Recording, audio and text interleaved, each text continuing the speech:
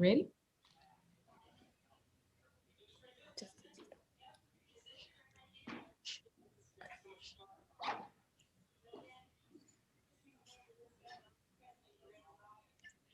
Good afternoon and welcome to the Rising Rams parent meeting. I am the assistant principal for sixth grade, Mrs. Antone, and the purpose of today's session is to provide as much information as possible about your child or your children's transition to sixth grade at David T. Howard Middle School. School transition is a process that prepares our students and families and schools to develop knowledge, skills, and relationships that help students move from one education setting to another. And so our goal is to help our rising sixth graders form a realistic expectation of what middle school will be like, and also to let them know that we try to create an inviting, supportive environment. And let's be real, parents, we know that this is also a big time for you because your babies are moving up in the world into the middle school setting, and some of them are moving from much smaller settings to a really large setting. And there are so many unknowns. So do have comfort in knowing that we are here to support you. And as we look at today's agenda on the next slide, we will have a welcome by our principal, Dr. Maxwell, followed by introductions of our team. And then we will go into a review of several discussion topics. At the end, we will answer any questions or additional questions that you may have, as we'll probably address some of your questions along the way. And then we'll have closing remarks. And so at this time, you will hear from our principal.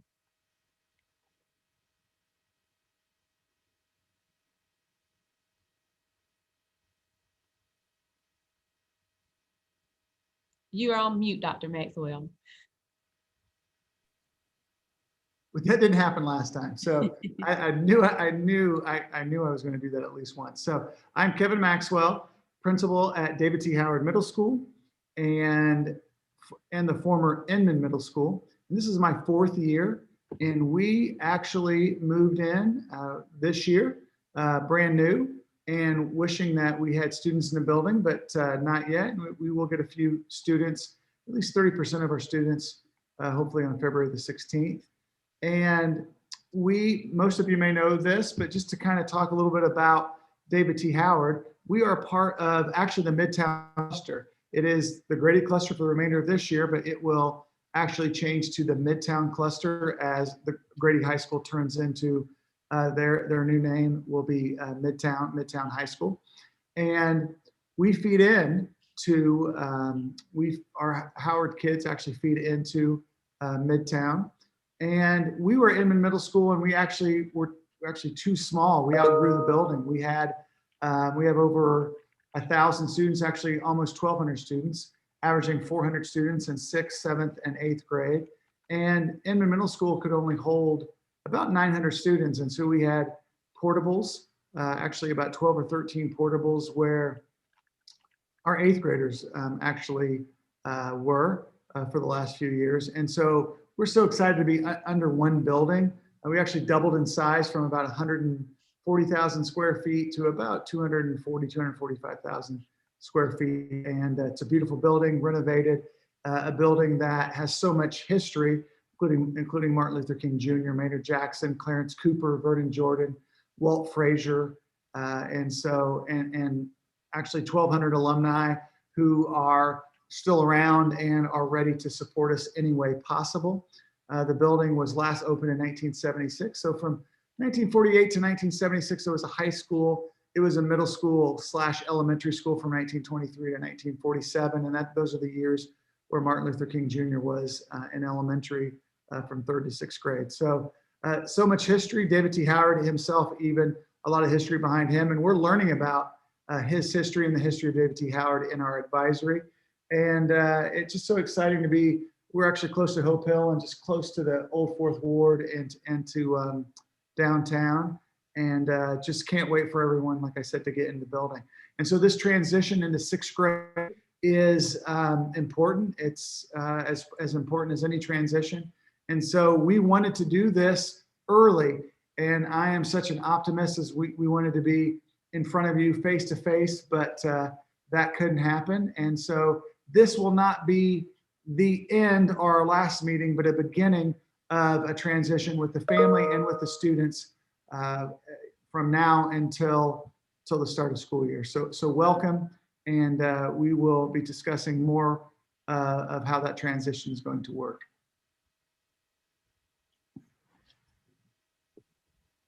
Good afternoon. I am Asha Hall Washington. I am the special education lead teacher here at David T. Howard. This is only my 3rd year at Howard, but it is my 12th year in education. Hey everybody, my name is Chelsea Schultz. I am the 6th grade counselor at Howard Middle School. I'm also the 6th grade RTI and SST contact, and we are happy that your 6th grader will be coming to us. Hi, everyone. I'm Ann Head. I am the 6th grade Dean of Student Support. I'm also responsible for 504s for 6th grade, a restorative practices coach as well. I've been with Atlanta Public Schools for 18 years and with the Inman Howard family for 8 years. Welcome. Hello, I'm Tanisha Poe. I'm the instructional technology specialist. And I was trying to add up how many years I've been in education since they were all saying it. And it has been 14 years. And I have been at Inman and now David T. Howard for the past 30. Can't wait to work with all of your students. Hey everyone, it is Mr. Perry, the registrar for David T. Howard. I've been with the family for about 4 years now, and this is my 3rd year as the registrar. And once again, I am Mrs. Antone, the 6th grade assistant principal, and this is my 3rd year with Inman/Howard Middle School, my 25th year in education. And in addition to observing and monitoring classroom instruction, I do serve as the MTSS administrator, who is over multi-tiered system of supports, which includes RTI, the response to intervention process, and student support team process when kids are struggling, as well as 504 administrator. And as a 6th grade leadership team, we work very closely with our teachers and our parents to support our students to make sure that they are successful when it comes to academics, attendance, and other issues that they may encounter. Our counselor, Ms. Schultz, who was very instrumental with orchestrating this session today, they do a really good job with supporting and troubleshooting with parents to get our kids on track. So we are your support team for 6th grade, and you have a great set of individuals to work with, as well as a great group of teachers.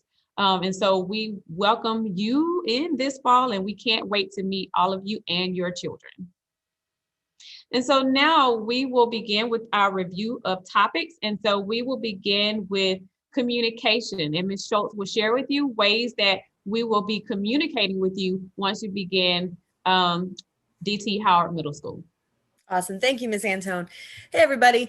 So we try to make sure with communication that you guys always know what's going on. We certainly understand and we recognize that it can sometimes feel like there's a lot of different avenues in which you are receiving communication. So we want to try and streamline that as best as possible for you. So the first place of communication that you'll want to keep an eye out for is and this is a tongue twister, our Rising Rams Remind thread for parents. So we do not have that created yet because we want to wait until a little bit closer towards the end of the school year. And so what we will do is that is a Remind 101 thread. So that's where myself, Ms. Antone, Ms. Head, any announcements that are pertinent to 6th grade in particular, we will send out that way, and it'll go straight to your phone as a text message. But yeah, we will send out that code to you via your child's school counselor in 5th grade. And then their school counselor will communicate that also out to your child's teacher. We also do have a tab on our website underneath 6th grade. So it would be academics 6th grade. And then off to the left, it does say 6th grade transition information. So if you're not coming from one of our 4 feeder schools, any and all information that we talk about today, whether that's remind codes, transfer information, registration information, connections information, we'll have that all uploaded there as it becomes available. So the next point of communication is going to be for your student. So we use Google Classroom, and we have a 6th grade RAMS Google Classroom. And that is where myself, Ms. Antone, Ms. Head, Dr. Maxwell, Ms. Poe, we all post announcements in there for the students. And so that's also where Dr. Maxwell posts his morning announcements for the students to watch. It's also a really great platform for students to ask us questions and for us to engage with them that way. So that is something that we will also carry on for our students next year. Email is our preferred means of communication. We do have a 48-hour turnaround window for response time. And the email is just generally the quickest way to get a hold of staff and teachers. All of the teachers' emails are again on our school website. And then our leadership team, so myself, Ms. Head, Ms. Anton, we also do have our office phone numbers that you can contact us on as well. And that will be, we will put those phone numbers up for you guys at the end of this presentation. And it's also on our school website. Some teachers do prefer to utilize, again, the Remind 101 app for communicating with parents. So if you don't yet have the Remind 101 app, I do suggest downloading it. It's completely free. Dr. Maxwell also sometimes will send out Remind 101 messages to the Howard parents. So we do utilize that app frequently.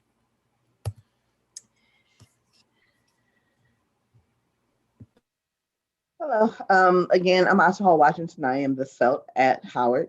So we know that transitioning to 6th grade can be a big deal for all students, but we know that it can be especially big for families of students with disabilities.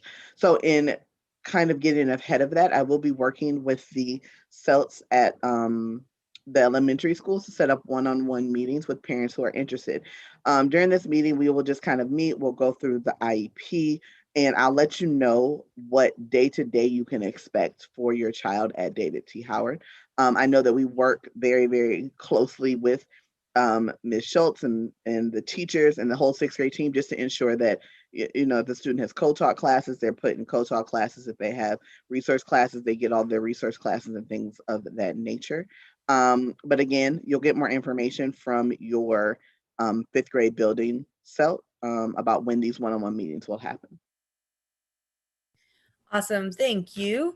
And so I know a lot of folks are curious about building tours because we do have this brand new building, and I know everyone's very eager to see it. Unfortunately, due to COVID restrictions, we are not able to have to conduct building tours, but we are working towards creating a virtual option for you all so that people can see what the classrooms look like, what the hallways look like, all that good stuff.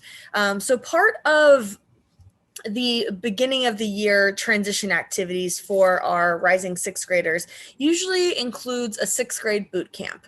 With it being a little uncertain whether we're going to be face-to-face, whether we're going to be hybrid, we do not have that fully fleshed out, but what we can say is that there are 4 topics that are really important for us to cover during that boot camp time and that we will make sure are covered regardless if it's in person or online. And those 4 topics are time management, stress management, goal setting, and study skills. We notice in 6th grade that is those soft skills are skills that it might not be inherently taught in their classrooms, but in 6th grade in particular, we noticed that those are the four soft skills that our 6th graders, really start to sharpen in 6th grade. So we really do try to give them the tools at the beginning of the year to have an understanding and an awareness around those 4 soft skills so that they can build upon them throughout the school year.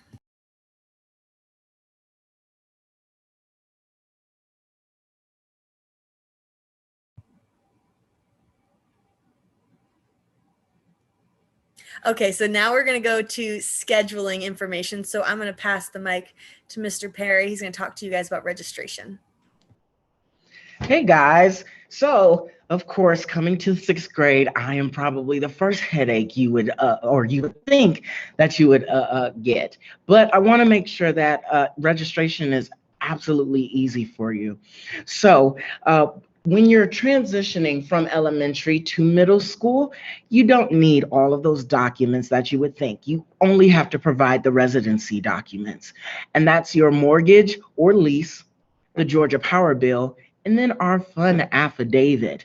But luckily this year we don't have to have that notarized, so you don't have to worry about that. But those three documents, if you're coming from one of our elementary schools, that's all I need, right? So you can actually provide those documents by uploading them online or in person by appointment. If you choose to upload them online, you actually will go through your Infinite Campus, the same credentials and everything that you've been using, nothing changes. You simply go through there, it asks you to confirm all of the information, and then you upload the documents. It sends me a little notification saying, hey, somebody submitted an application, and then I confirm it, and then you receive an email from me confirming that you are all set for the new school year. Now, if you prefer to drop those those documents off, you will get a link. Actually, I'm going to have Miss Poe, if you don't mind, post it in the comments section. You actually can set up an appointment where you can meet me face to face. Of course, we'll be safe. I'll have my mask on, and then I can collect the documents, make copies, and you'll be all set. Now, I do want you to know, if you prefer the online process, it is not ready just yet. That window for the new school year is not open. They typically open that window the end of April and May. So at that time, I would begin looking in Infinite Campus and seeing, does it show the next school year's dates? If so, then you're clear to submit your application. But that's pretty much it. Just three documents. You can upload it or see me in person. I'm done. Thank you, Mr. Perry. I do appreciate you. See, everybody, if you're registering with Mr. Perry, it's going to be an enjoyable experience. So we're going to go ahead and move forward into the scheduling process. And I know that this is something that a lot of families have a lot of questions and just kind of question marks around. But please just know that this is just preliminary conversation. You will hear a lot of these, you'll hear a lot about this continually as time goes on. And just know that we are always here to, oh, here comes my dog, to answer questions for you guys that come up throughout this process. So a word that you will hear us use quite frequently when scheduling is equity. We do want to make sure that our entire scheduling process is equitable for all of our students. So with that being said, we do utilize a random scheduling model. Now, when I say random, I mean random in terms of what team that your student ends up on. So we do operate using a team model. So we have 4 teams. Each team has 4 core teachers. So your math, science, language arts, and social studies teacher. So for instance, Team 4 is social studies is Miss Reed, language arts is Miss Lanza, math is Miss Damiani, and science is Mr. Brooks, right? And the cool thing is that when we're in the building, the teams are all, the classrooms are all located right next to each other. So students shouldn't have to travel super far to get to their teacher's classroom. So we do have those teams. We are very intentional about looking at the just the breakdown of our incoming 6th grade class. So we check to see how many 6th graders from our 4 feeder schools that are coming in, right? And so from there, we like to see how many of each student are coming from those feeder schools. So we're looking for things like ability. We're looking for, are they a student that has an IEP? Is this a gifted and talented student? Does a student have a 504? We're looking at demographics. We're looking at all of those sort of things because we want to make sure that we have an equal disbursement of students per team. So we don't want any one team in particular to be too heavy on students from Mary Lynn versus another team being too heavy of students on Hope Hill, right? We want to make sure that all teams have an equal distribution, right? And that is also why we do the random scheduling model, is to make that process equitable for all of our students. There are going to be times where some students might need to cross team, and that's completely dependent on that student's individual needs, whether that's an IEP, whether that is accelerated math, whatever that is, but we try to limit that as much as possible. The next question is, can my child be placed into a classroom with their friends? And I say this with a smile, no. We want to encourage our students to go into their 6th grade year with that growth mindset and ready to potentially make some brand new friends. Remember that this is everyone's first year in 6th grade. Everyone is a brand new 6th grader, right? And so while your student might not end up on team with their best friend from elementary school, it's just an awesome opportunity to, instill in our students that they have the opportunity to make a lot of new friends on team. And in their connections classes, which I will touch on, their connections classes, all teams are scheduled into those. So there's always the chance that they might have a friend in there as well. But we definitely want to just really dive into the fact that once our 4 feeder elementary schools, and folks coming from charter, folks coming from private, we're all a David T. Howard family once we get here. It's no longer what elementary. We're all a Howard family once we get into 6th grade. So with that being said, let's touch on connections. And again, I want to pause just to remind everybody that we will certainly be having more of these conversations. So if this feels like a lot of information at once, just know that a lot of this information is going to get dispersed to you guys as time goes on. This is just kind of a general overview, so you have a little bit of an idea of what to look forward to. So in 6th grade with connections. So first and foremost, connections are a grade and they are required. So your student will be taking 2 connections classes at a time. So their connections A class and their connections B class. What happens is we send out late March, early April, a connections request form.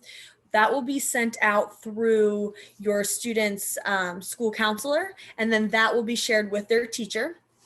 And then from there, what you're going to do, Gus, move. From there, what you're going to do is you have 3 options. So your first option is 2 year-longs, right? So our three year-long offerings are band, course, and orchestra. Band, course, and orchestra are the only 3 classes that 6th graders can elect to take.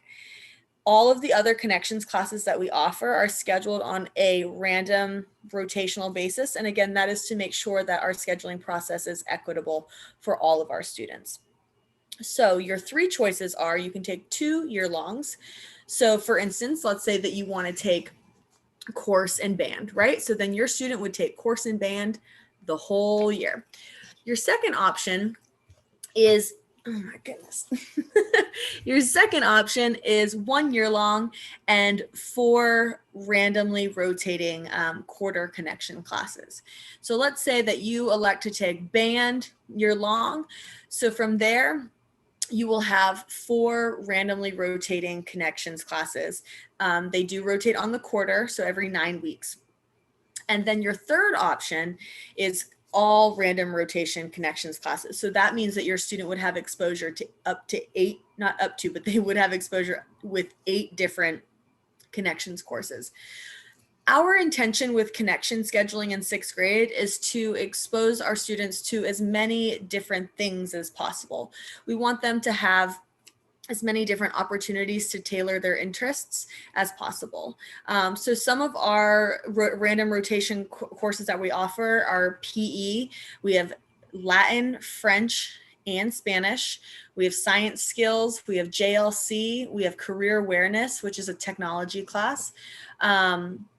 We have, and this is where anyone can pop in and tell me what I'm missing, because I know I am. Yes, so in terms of connections classes, we do offer fine arts that includes band, chorus, orchestra, dance, art.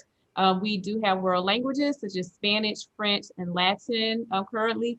We have PE and health, computer technology exploration, leadership and career awareness, connections reading and connections math, science skills, and so forth. So I think that's just about all of them. Unless I have left something off in his head, you can chime in as well. Thank you. That was the list, Mrs. Antone. Thank you. Yes, and so just as a reminder, band, course, and orchestra are our year-long offerings. The other courses are just a quarter long. And remember, those are scheduled at random. So with that being said, our languages are at the 6th grade level are meant to be introductory and exploratory. They are not a prerequisite to electing to take a language in 7th and 8th grade. So if your student, for instance, wants to take band and course their 6th grade year, and that's 2 year longs, and you know that your student might want to take year-long Spanish in 7th grade, they can still sign up to take it even if they didn't take our introductory course or our exploratory course in 6th grade. So again, I certainly understand this is a lot of information coming at you all at once, but please know this is just the beginning of the conversation. Again, that connections request form will be sent out late March, early April. And then again, we will always post that under our 6th grade transition tab for any families that are coming in outside of our 4 feeder schools. So with that, and I can't see the YouTube comments. So if there are any scheduling comments that come up, just let me know. And I'm happy to answer those as well. But if not, I'm going to go ahead and pass it over to Ms. Allen.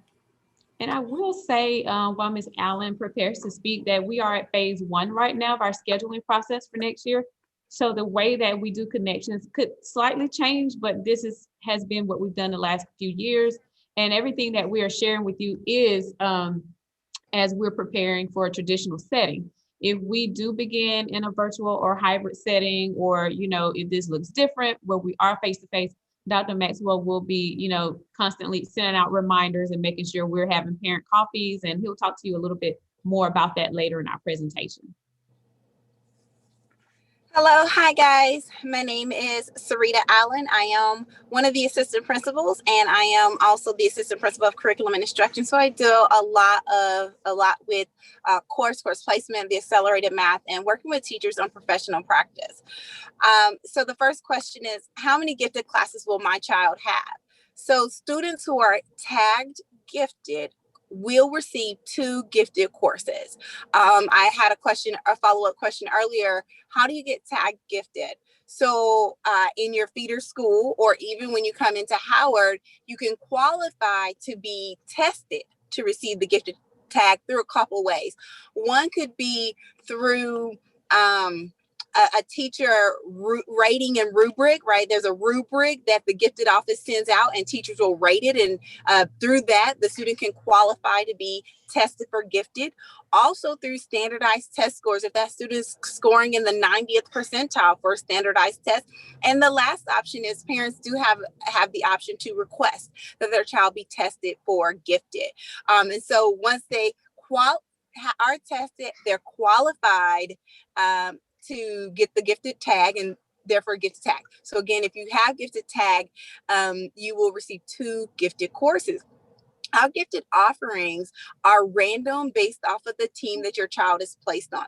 For example, if your child is on team 1, and the 2 teachers who are offering gifting services will be the gifted ELA course and the gifted science, then that would be the 2 gifted offerings that your child would have. And then they would have the grade level social studies. And we'll talk about math in a second, but potentially the grade level math.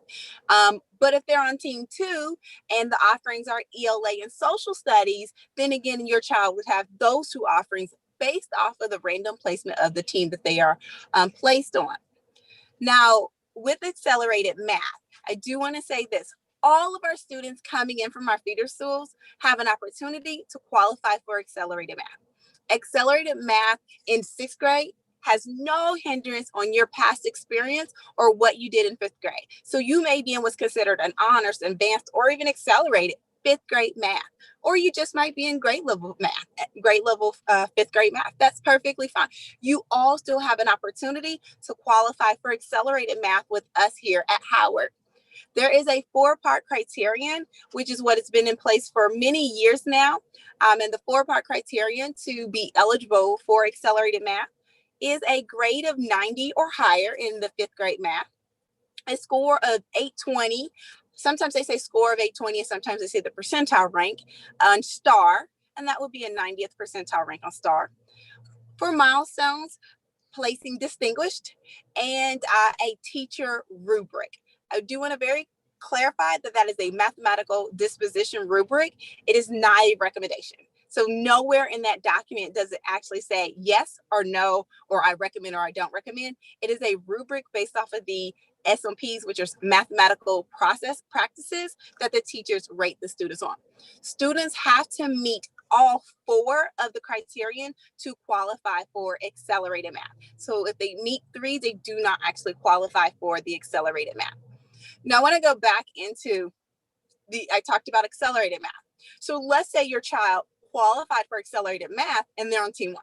Well, in that case, they still only get 2 gifted offerings. So your child would either have accelerated math and gifted ELA, or accelerated math and gifted science.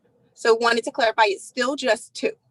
Also would like to clarify, your child does not have to be tagged gifted to qualify for accelerated math. You can qualify for accelerated math without being tagged gifted. I believe that's all, most of the questions related to gifted and or accelerated math. Let me know if there are any questions in the chat.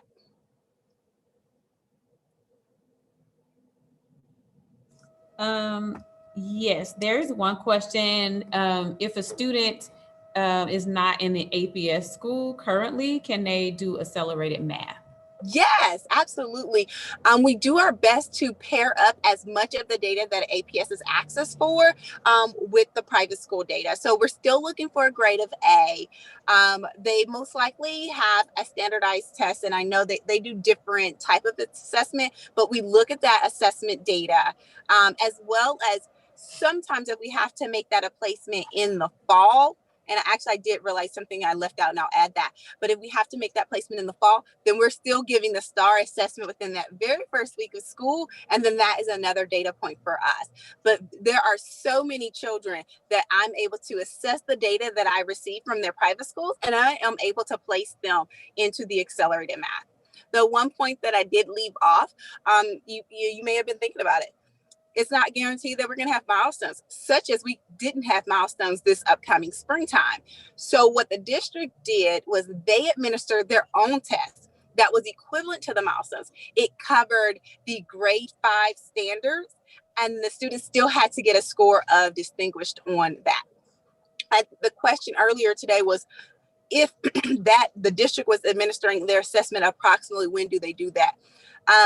I don't know exactly because they have their own timeline. However, I think in an ideal situation, they would administer it at the spring of this year to collect all of the data as we normally would. However, given the way the pandemic landed itself this year, is that they administered it within the first month of school year, and all kids started in Math 6. So that was unique to this year, but I think what we are all trying to do, and Ms. Antone talked about, we're looking forward to opening up the fall in a traditional setting. So the same thing, we're doing our best to continue the same practices that we have as if this was going to be a traditional school year. So we hope to be able to have all of that data so that we can place students accordingly and start day 1 in the appropriate courses. And Ms. Allen, there's a question, has the accelerated math curriculum changed due to some schools not doing advanced math? I would say the answer is no there, because the end of that question said based off of other schools. So no, because again, our accelerated math is a beginning point. Our accelerated math is not dependent on any math or any trajectory that a student came from before. So you walk in the door learning the beginning information that you needed to learn. That's why the interest into accelerated math is open to all students, given that you meet that criteria. And I do believe you answered this last question. How would they qualify and what type of test will be administered? Yes, I did answer that. It's 4 parts. I'll just run them quickly. Grade of A, STAR score, milestone score, a rubric and you meet all 4. Okay. Thank you, Ms. Thanks, Allen. guys. Thank you. And so Ms. Poe will talk to you about our devices. Good evening. Yes. As many of you know, we are a one-to-one school, meaning that each one of our students is assigned a laptop. Luckily, we're in the process of getting new devices for next school year. So each of your students will be assigned a device. Every student, no matter what, unless for some reason we have parents who opt out, and usually if a parent opts out, I usually try to talk with you and allay some of your concerns, because it's important that all of our students are using the same device, but it also helps when it comes to testing, because we will also use those devices for our testing procedures. And of course, if it's an APS device, then we can control it during testing. If there's a problem with the device, you bring it to me. There is some insurance on the device. However, if your student breaks it intentionally, there's a small fee to cover the insurance. And like I said, when it comes to technology, I make sure that all of our students have our devices, but I also make sure that they understand how to use the devices appropriately and correctly. We have talks about digital citizenship. I try my best to ensure that all of the machines have the appropriate software and that any inappropriate sites are blocked. And so we run a check on that quite often. And so that's it for devices. Thank you, Ms. Poe. Okay, so I'm first up on this next slide just to talk a little bit about virtual learning and face-to-face learning for the 2021-22 school year. And we have learned a tremendous amount of information as we have been virtual for almost a year. It'll be a year on March the 13th. And so it looks like we will have a number of students, about 33% of our students, who will be coming into the building on February 16th. And so while we actually had a targeted intervention plan where we had about 20 students in the building, this will give us an opportunity to kind of kick the tires, so to speak, of our new building and see, at least a third of our students going into the hallways and into the classrooms, into different parts of our school. And with that will be kind of, I guess, an hybrid where we have so many students who are virtual, so many students who are face-to-face, which will give us some more information. And I say all this is because we have learned a lot, and I think some of that learning experience we will continue in the fall. And whether that is, not asking a parent to come in during a 504 or our parent conference, where maybe we could do a Zoom meeting, whether it is, a student who's sick, and we've talked a lot about this, a student that is sick and cannot come to school, but could still get the lesson that day. And how important would that be, especially how math builds on itself, if they could have a math lesson, and is there really a time where basically where a student is in school or not in school, they should be getting that curriculum or that lesson for that day. And so those are the kind of things that we're learning. But with that, what does that look like what happens in the fall as far as school? Hopefully we can be back, everyone, all of us at once. But for some students and for some families, they might, for whatever reason, want to stay virtual or want to maybe have that flexibility. And can we offer that flexibility? Well, those are the kind of things that we are going to be discussing or going to be talking about, and that's kind of a stay tuned, because not only when will the pandemic end, but also we'll take the lead from Atlanta Public Schools, but what will we do at Howard, and what can we offer that student or that family that would be would be something where they would think would be best for that family or for that parent. And so we are definitely going to be looking at that. We are going to be not only communicating our rising sixth grade parents, but our rising sixth, seventh, and eighth grade, like every parent, every child, to just start thinking about, what is best for that family, what is best for that child, and can we offer that support that they need. And so, we will definitely be in communication, not only now, but as we get into the fall, in the May and in the summer. So that's a little bit about virtual learning and face-to-face. Awesome. Thank you, Dr. Maxwell. All right, guys. So next is, what is a typical day like for sixth graders? So I think we can all agree that this past year has been anything but typical. So I'm going to try and speak to what it's been like this past year for our students, and kind of intermix it with what we usually do in the building, right? And again, we're in a brand new building, so we don't even know what it looks like for a typical day in our brand new building. But what I can say is that your students do have an advisory / homeroom class. So you'll hear that term used interchangeably. So advisory and homeroom is where students participate in proficiency and beyond, so P&B, which we'll touch on a little bit more, and then their social and emotional lessons, so SEL lessons. So their advisory teacher, their homeroom teacher, will generally be one of their 4 core teachers.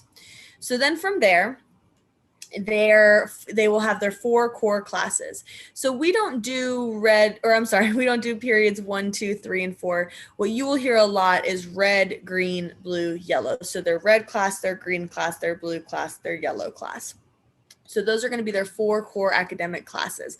And that's generally when we talk about a team, those teachers will all be on the same team. And again, their advisory teacher will be one of their teachers that they have for one of their 4 core classes.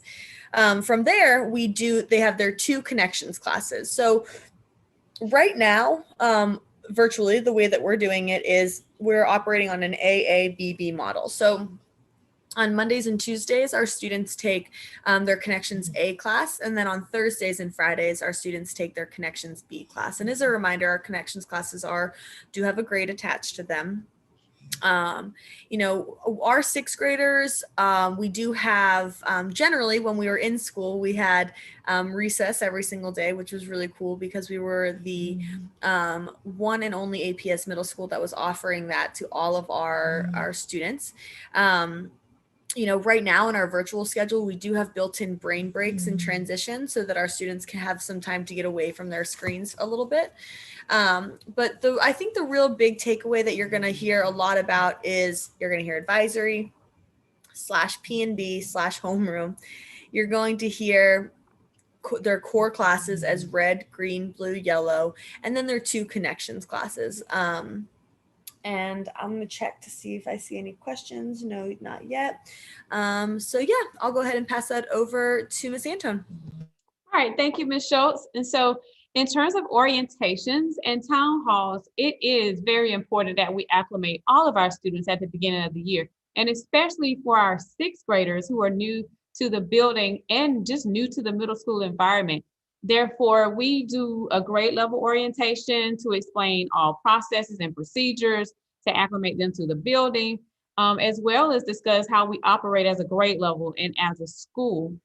It is also a time where we discuss expectations, incentives, and opportunities. And we also make it very clear that we introduce our students, our 6th graders, to their support teams, and to make sure that they know what types of supports they have in place and who they can reach out to, as that will be very important for new students, like our 6th graders, to the building. But also throughout the year, specifically each quarter, we do host town halls for our students to continuously stay in their ear and make sure they know what to do, what to expect, important dates and deadlines that are coming, and just reminders about how to be a successful student and how to stay on track. And so this is very important for 6th graders, as they are, like I said, new to the building and just trying to find their way around the middle school setting in the first year. In terms of academics and instruction, we do expect 100% in all content areas. And we do share that with our students, including ELA, math, science, and social studies, as well as all of their connections courses, because they will receive a grade in all 6 classes. Also, our beliefs at Howard are that all of our students can learn at high levels, and that all of our staff commit to working collectively, and also share that responsibility to make sure that all of our kids are successful. And we do this collectively as an entire school. It's all of our core teachers, support staff, connections teachers during our advisory block, where we actually do things such as social emotional activities. We have interventions and extensions that we call proficiency and beyond. So you'll hear a lot about PNB. It's not peanut butter and jelly, but we actually have proficiency and beyond. And we have that time, that designated time during the day where advisory is once per week, where we do social emotional activities to frequently take the temperature of our 6th graders to determine how they're doing, as newcomers to our building. And then when they're not where they should be, or they're not in the right headspace, we do have supports in place to make sure that we provide that to them. And so we also have activities related to PBIS, which is positive behavior interventions and supports, where we celebrate our students when they are following our school-wide expectations. And we also do community building, so our kids get a chance to socially interact and have conversations that relate to them, and things that pique their interest, and discussions around our David T. Howard history. And so a little bit more about proficiency and beyond.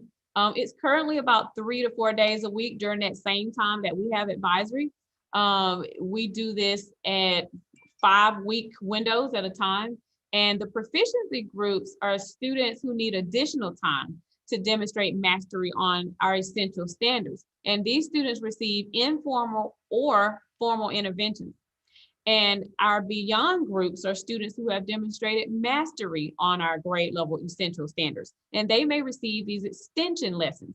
And these lessons are geared towards social studies. And this year we did it because we had an election. We talked a lot about the electoral college. We do a lot of science labs or college and career lessons, as we are a part of a college and career cluster.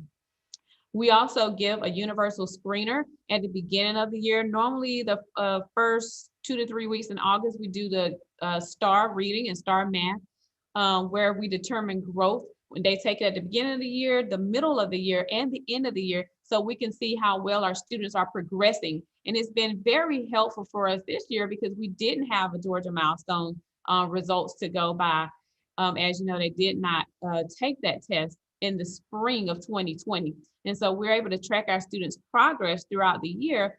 And we also allow them to reflect on what their STAR data looks like in reading and math, so that we can set those goals and make sure they're progressing as we move throughout the year. But that test is nationally normed, and we are able to look at percentile ranks to see how our students compare to other students in the nation that took that test in that time frame, that window of time. And so it is very important that our students report every day to our advisory and our PNB classes. But we stay in their ear about our academic expectations, as well as behavioral expectations, because we know that we must have a multi-tiered system of supports for all of our students, whether they are struggling or if they are in advanced classes, or if they just need some help with whatever subject area it is. And so at this time, I'll pass it over to Ms. Head for attendance. Attendance. Our school day begins at 9:05 in the morning, and it ends at 4:05 in the afternoon. We do expect that our students will be present and on time each and every day for all of their classes. It is so very important because it's possible they may miss some very important information at the beginning of a class period if they are late or possibly absent. We utilize Google Classroom as a support to the classroom as well. And with absences, we do ask that if a student is absent from school, that parents will supply an excuse upon the student's return. And if you know ahead of time that your student will have an early dismissal, if you'll provide that to the main office in advance so that they're able to process that documentation for you. And leading into attendance, we would like to talk about discipline procedures. We do follow the Atlanta Public Schools Code of Conduct. And with that, restorative practices are heavily embedded into the Code of Conduct. With restorative practices, we are seeking to repair relationships, any harm that could have been done within a relationship, which could have caused a disciplinary infraction. So we try to build those skills within our students, as well as using SEL, social emotional learning. We do focus on those 5 competencies of building self-awareness and self-management, relationship skills, social skills, and also making responsible decisions. So all of it works together to support our school-wide discipline plan along with our PBIS expectations.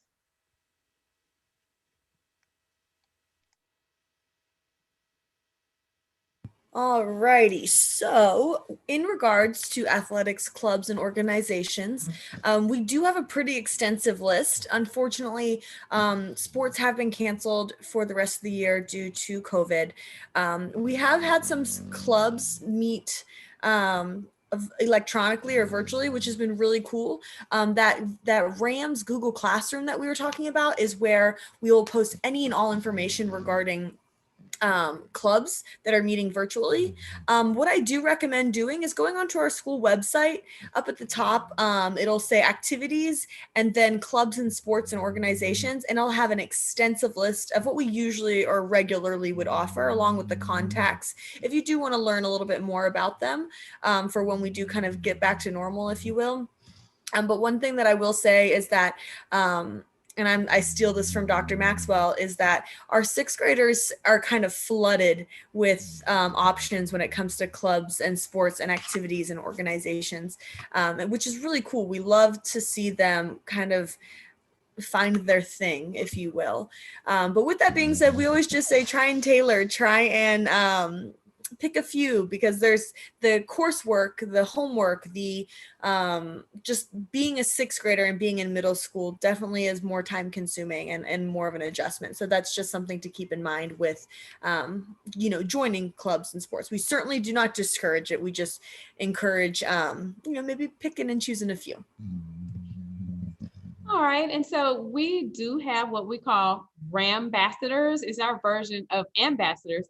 And our students have an opportunity to be a part of a student leadership team, which is an extension of our school's PBIS team, because we have an adult PBIS team, a committee. And these students serve as the voice of their grade level.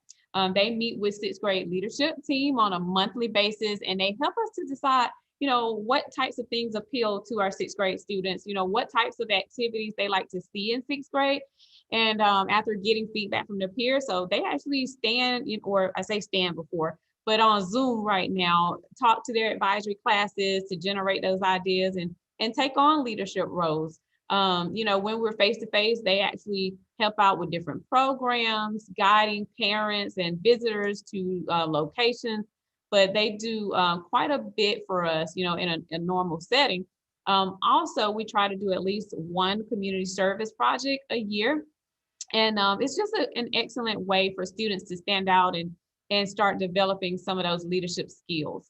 Also, with the honor roll celebration, we do, especially being a 6th grader new to middle school, we do like to celebrate their accomplishments. And so after first semester, we do plan an honor roll celebration.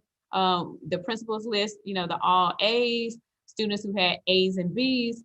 And so that is definitely a major accomplishment, after your first semester in 6th grade. And so we do want to continue that. Also, we have Student of the Month, where we like to recognize our students for their accomplishments as well. And, this could be in terms of the criteria, looking at improvements, with grades, just being an overall great student, behavior, just their engagement. And the student, they get recognized by their teacher, they get certificates, their parents are notified. And so it's just a great way to make sure our students are standing out and that they know that we're proud of them. We also do data talks. At least we try to do at least 2 to 3 a year, where at the beginning of the year, after we do our STAR assessments, at some point we're able to sit down one-on-one where all the staff in the building, we take on an advisory class and we conference with those kids one-on-one, and they're able to reflect on their grades, attendance, behavior. They set goals. And so we try to do that, like I said, 2 to 3 times a year, so that they can also reflect and determine if they're meeting their goals and if they're seeing the growth that, you know, in terms of the goals that they set. And I think that was it for me. And I will turn it over to Ms. Head to talk to you about PBIS celebrations and SEL and second step. PBIS is positive behavior interventions and supports. So with PBIS, we teach the behaviors that we expect to see. And our motto for our school is rising to the challenge, always doing our best, making a difference, and striving for success. Rams rise up every student, every classroom, every day. And some examples of our motto are following directions, treating property with respect, being prepared and in your seat ready to learn. So those are just some examples. So we teach these expectations because these are what we would like to see in our students. So we do have celebrations periodically, normally about every 4.5 weeks to every 9 weeks. We have these celebrations with our students when the expectations have been met. And they range anywhere when we're in person, from ice cream socials to Kona ice celebrations, virtual parties. We do have those as well, since we have been virtual. So, and game days. And so with PBIS, it, like I said, mentioned earlier, it does go hand in hand with our discipline policy as well. And social emotional learning is embedded. Our weekly advisory lessons do focus on some aspect or a competency related to SEL. And right now we're working on self-management and social skills. We're looking at bullying and how it affects the individual and what one can do to be an upstander instead of a bystander. So that was our lesson this week. So we work really hard with building the skills that we would like to see within our students. And so I also, each day I do morning announcements. And so I do that on Google Meet. I do a video and just talk about today's news, celebrations. I think even today I spoke about The Horn, which is our newspaper. And Mr. Peterson's our 7th grade ELA teacher, and he has the kids, and it's just phenomenal. It's the newspaper that comes out twice a month. And so it gets published actually electronically. And so that's something that actually you could go on our website and look at kids, our students actually writing about what's going on in the world and what's going on at David T. Howard. I also have the students, Miss Ed talked about or said the motto, and that motto is said by students. They actually record it on Flipgrid. And so each morning, either a staff or a student will, staff member or student will actually, you'll see that video on the morning announcements. And so I pull that off of Flipgrid, and they do some very, very creative ways of saying our motto. And so that happens every morning. We also have district activities and district competitions. Some of the things that Ms. Schultz has said in our clubs, they actually kind of bleed into district activities and competitions. For instance, we have robotics, but then we have a state competition. We'll have a debate club, and many times we'll win the state or go on in state competition. We actually, I don't really want to say this news because it's actually going to be for Thursday, but we have a reading bowl, academic bowl. They compete at the Metro, the state, and even our academic bowl has actually, that team has competed at the national level. So very excited about what our kids do, not only in school, but before and after school with our after school activities.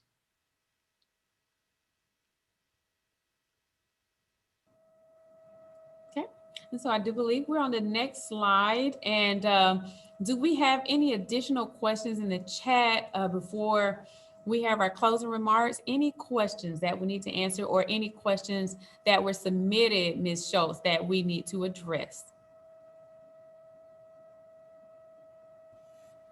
I believe that we touched on all of them.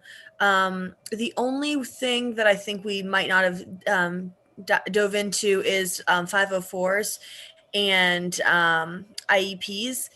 So for IEPs, like Ms. Hall Washington was saying, she's going to be meeting with you guys individually, one-on-one, to kind of game plan what services will be best for your student, dependent on their individualized education plan. And then for 504s, I'll pass it over to Ms. Head, who is our 504 contact. With 504s, we review the 504 accommodations prior to the school year beginning, and they are distributed to each of the teachers. So teachers are aware of the unique needs of each student in advance. We do have the yearly meetings, and sometimes we do meet in between if there are some concerns that arise, either from parents, possibly students, and teachers. So we meet in between as well to address any concerns that may arise. Thank you, Ms. Head. Any additional questions, Ms. Schultz? Nope, not from our pre-asked questions. And I do think there was one question on what was the earliest drop-off time. Dr. Maxwell, would you like to take that one? Yeah, so the earliest is at 8:40 a.m. That's when the doors open. And so yeah, 8:40 a.m. will be kind of the morning time, and then they'll be dismissed at 4:05 p.m. where parents will need to pick up their son or daughter. Okay.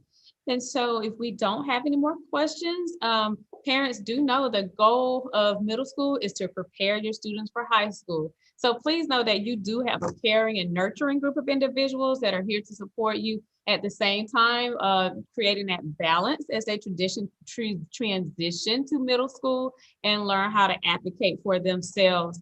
But do know that we are here to motivate, inspire, and educate through the lens of equity. And we are very excited to have the opportunity to meet our new Rising Rams in the upcoming fall. But we do thank you all for joining us this afternoon. And I want to wish you all a great rest of your evening. And I am going to turn it over to Dr. Maxwell to close us out.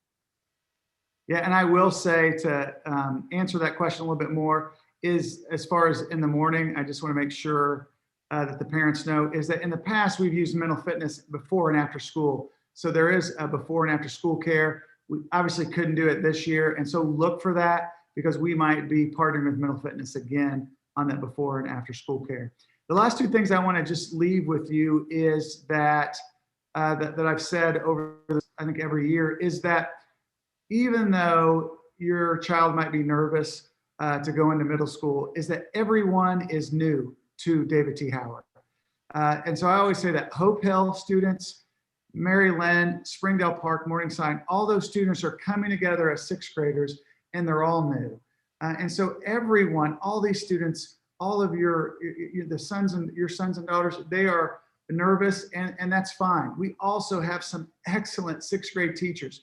We don't hire teachers and just randomly put them in sixth, seventh, or eighth grade.